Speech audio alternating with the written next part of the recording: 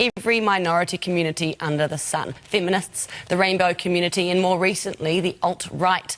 And yet people still can't get enough of him. His book has sold millions of copies. He has nearly 2 million subscribers on YouTube, and his talks sell out in a matter of minutes. So what is all the fuss about? He joins us now. We're going to find out. Good morning. Morning. So do you think that you are often misunderstood? I'm misunderstood by some people and not by others. I don't think I'm particularly misunderstood in some ways by members of the radical left, because I'm not a friend of collectivists and I'm not a friend of the radical left. So I think their concern that I might be an impediment to their wishes is justified. I think the tactics that are used to describe what I'm doing are generally reprehensible, but that's not surprising. It's part and parcel of the way political discourse is conducted today. A lot of epithets and name-calling, none of which is justified in my estimation. And a lot of pendulum swinging. You're not a friend of the radical left, and so people may assume that you are a friend of the radical right, but that's not true, is it? No, the radical right isn't very fond of me. There was a book written recently by a man named Vox Day called Jordanetics, which is a criticism of what I'm doing from the radical right perspective, and it's a particularly low-blow book, I would say, written by someone who's dreadfully in love with his own intelligence. But it's fine. As far as I'm concerned, it was a good thing, because I'm not a fan of collectivists on the right wing either, because I think it's a mistake to make your primary identity your group. It doesn't matter whether it's from a nationalist perspective or an ethnic or a racial perspective or a sexual perspective. It's a fundamental error, and it's an extraordinarily dangerous one. Who are you friends with? I'm friends with virtually everyone. You know, I'm often described as polarizing, but I've met thousands of people on the street, and all of the interactions, with the exception of 2 so far out of all those thousands, have been unbelievably positive. And the YouTube comments on my videos are 95% positive, which is an unbelievably high rate on YouTube. And even among journalists in Canada, let's say, the vast majority of the newspapers support what I'm doing. And so the people who are objecting to what I'm doing, first of all, are objecting to what they think I'm doing, and they're a very small minority, and all they seem to do is read each other's press releases, because they virtually never talk about anything that I'm talking about. You know, they tend to be very pejorative about my audience, which I think is quite appalling. So most of the people who see my live shows, and I probably watch the videos, are young men from, say, 25 to 35, not that young. And they're an audience that isn't generally reached by this sort of thing. And they're not there for political reasons or radical reasons. They're there to get their lives together. And many of them get their lives together. They drop their addictions. They drop their alcoholism. They increase their ambitions with regards to their jobs. They take on more responsibility. They marry their girlfriends. They fix their families. They're in much, much better shape. And many of them are no longer suicidal and desperate. And there's absolutely nothing about that isn't good. Why do you think so many young men then are suicidal and desperate, as you say? Is this a fault of post-religious society lacking meaning? Well, I think it's an assault on it's a consequence of the active discouragement of young men. And you see that manifesting itself through society from all the way from elementary school up through university. I mean, boys are underperforming girls at every academic level. They drop out far more frequently out of school. They do, and out of university. They're bailing out of the humanities, and have been for 20 years. There won't be a man left in the... Well, it's very unfriendly to be a man in the humanities at universities. I don't know why in the world you would be.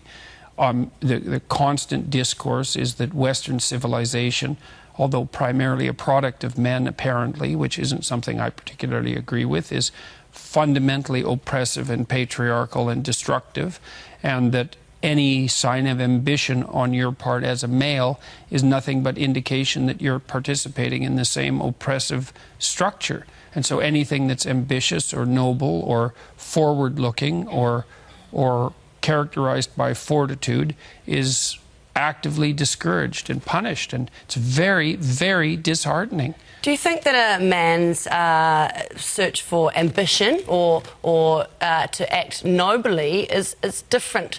Is there a function different than what a woman's should be, do you think? I don't know if it's a function of what a woman should be necessarily. I think that women's ambitions are supported very firmly now in our culture from a very young age. I still think women have very difficult decisions to make because in their 30s they have a lot of things to sort out that have to be sorted out quickly, like the balance between career and family. And so each sex has its own particular cross to bear, let's say. But I think that there's active attempt to criticize, what would you say, active masculinity from a very early age, and it's unbelievably damaging. And it will, of course, spread over into women too, because insofar as women take on masculine roles and masculinity itself is criticized, then that will backfire, and that'll happen soon enough. We have a Prime Minister who is in her late 30s. She's just had her first baby, and she's running the country in her first term. Do you think that she comes up against different pressures, as you say? It's very difficult for women who have young children to balance career with a young family, because they're basically guilty no matter what they do. If they're guilty when they're working because they're not with their children, and they're guilty when they're with their children when they're not working. And so that's a very complicated thing to arrange. And it's not surprising because, of course, one of the most complicated things that people have to do is to have children, because they take a lot of time and a lot of energy and a lot of commitment.